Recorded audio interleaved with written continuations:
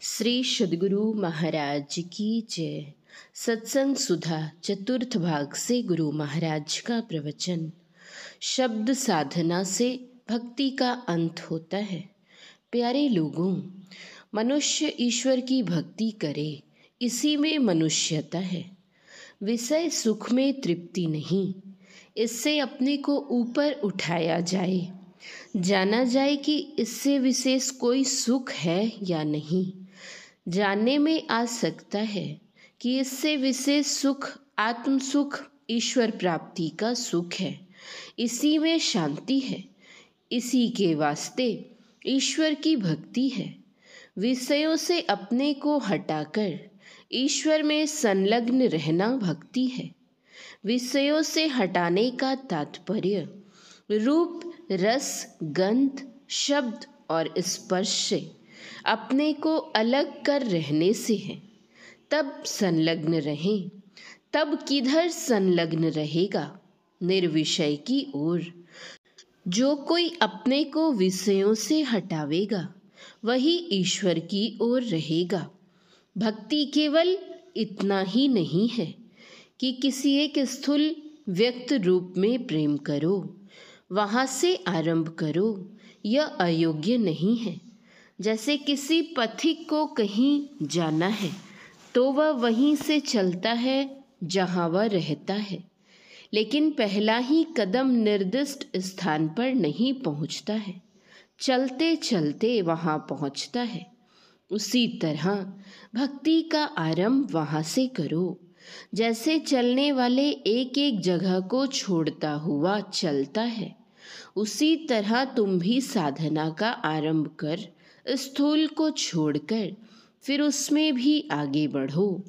इस तरह बढ़ने से ऐसा नहीं हो जाता कि ब्रह्म की सत्ता उससे छूट गई।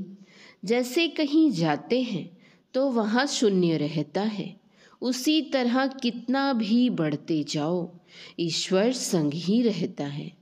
पहले स्थूल रूप में तुम मन लगाते हो, अब तुम सूक्ष्म विषय में आ गए, तो क्या परमात्मा उस सूक्ष्म विषय में नहीं है? परमात्मा सर्वव्यापी है, तो वहाँ कैसे नहीं है? जैसे किसी आदमी ने अपनी ऊपर वाली पोशाक बदल दी, नीचे वाली पोशाक में रहा, तो क्या पोशाक पहनने वाला बदल गया? गोस्वामी तुलसीदास जी ने कहा है, देश काल दिसि विदिशहु माही, कहूँ सो कहा जहाँ प्रभु नाही। इस बात को क्यों भूलते हो? कितने का ख्याल है, ईश्वर आवेंगे और दर्शन होंगे। जिस रूप का ध्यान करते हैं वह दर्शन देकर मन वांछित फल देंगे, और यही भक्ति की पराकाष्ठा मानते हैं। दूसरे कहते हैं कि तुम ही चलो, तुम इंद्रिय गोचर नहीं हो, अव्यक्त हो। शरीर जड़ है और तुम चेतनात्मा हो। यह चेतनात्मा जहाँ से चले वहीं से ईश्वर भक्ति का आरंभ होता है। जिन आवरणों में वह चेतनात्मा रहती है उनसे अपने को उठा लो। शंकराचार्य जी की भाषा में आत्मानुसंधान होना चाहिए। निज स्वरूप को प्राप्त करने, जान लेने, पहचान लेने की अवस्था जिसको आ गई, वही सारे आवरणों से हटाकर अपने को रखेगा। उसके लिए ईश्वर कहाँ छिपा रहेगा?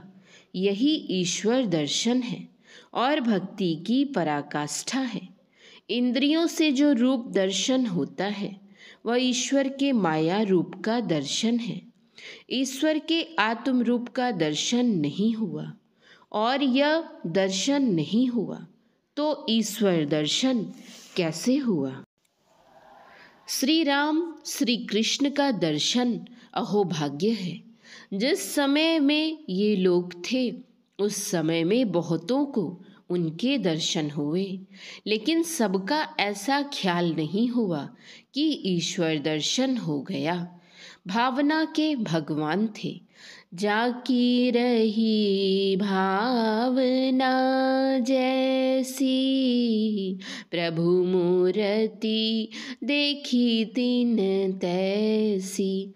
सबसे पहले किसकी पूजा हो, इसमें पांडव भी घबराए, लेकिन भीष्म ने श्री कृष्ण की पूजा करने का निश्चय दिया। उसी सभा में शिशुपाल भी था, जो श्री कृष्ण भगवान का विरोध करता था और मारा भी गया। भगवान श्री राम स्वयं कहते हैं, एहि तन कर फल विषय न भाई, स्वर्गं स्वल्प अंत दुखदाई। ये लोग इंद्रिय ग्रहण होने वाले विषयों को लेने नहीं कहते। इन विषयों से आगे बढ़ने के लिए भगवान श्री राम ने उपदेश दिया। भगवान श्री कृष्ण ने क्षेत्र क्षेत्रज्ञ का विचार किया। इस सत्संग में ऐसा नहीं कहा जाता कि स्थूल उपासना का अनादर करो, स्थूल सगुण साकार की उपासना भी करो और उससे आगे बढ़ने के लिए भी चेष्टा करो।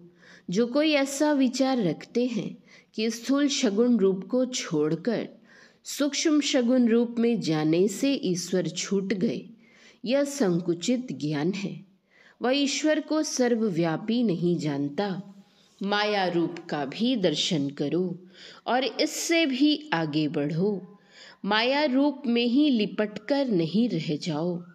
यही इस सत्संग से प्रचार होता है। और जो कोई अपने को ईश्वर मानता है तो वह समाधि में ऐसा हो सकता है, लेकिन संसार में द्वैत मंडल में ईश्वरत्व का भाव लेकर कोई बरते असंभव है। इसलिए श्री राम पर, श्री कृष्ण पर भी लोग संशय करते हैं।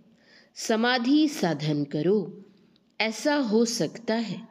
विचार ही विचार में कोई ईश्वर नहीं हो सकता। अभी आपने पाठ में सुना, शब्द शने ही होए रहे, घर को पहुँचे सोए। शब्द साधना से भक्ति का अंत होता है।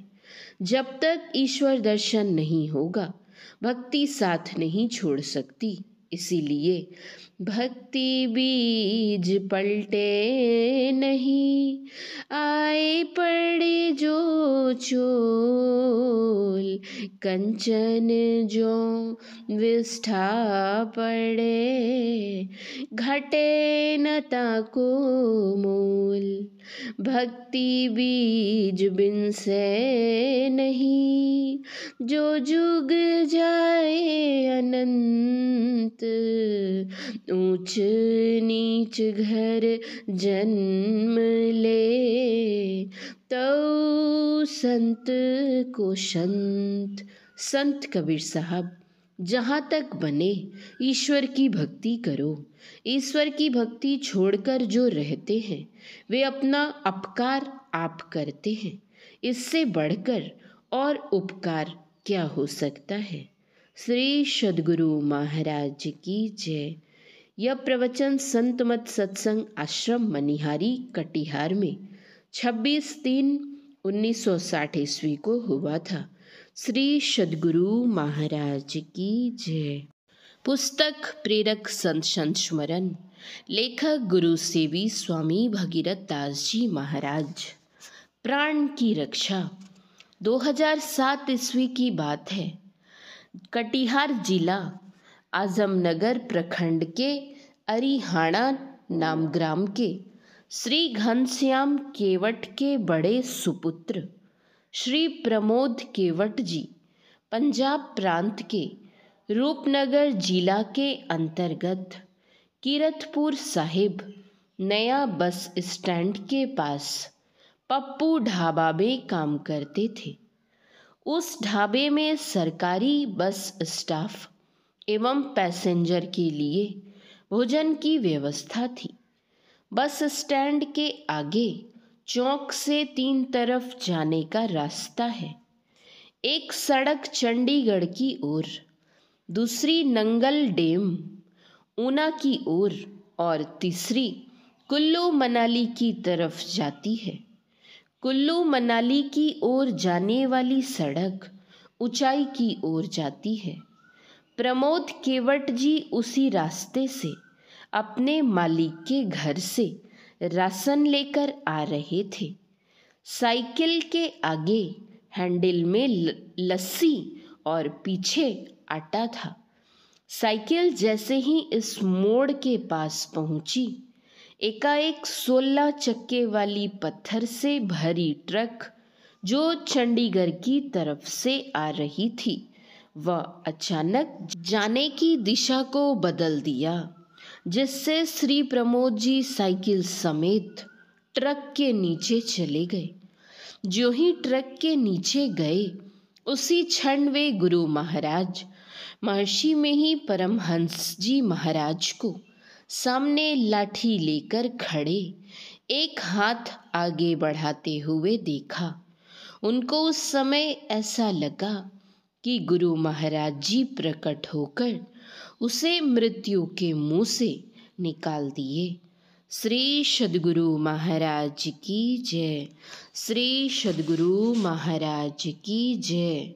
श्री सद्गुरु महाराज की जय।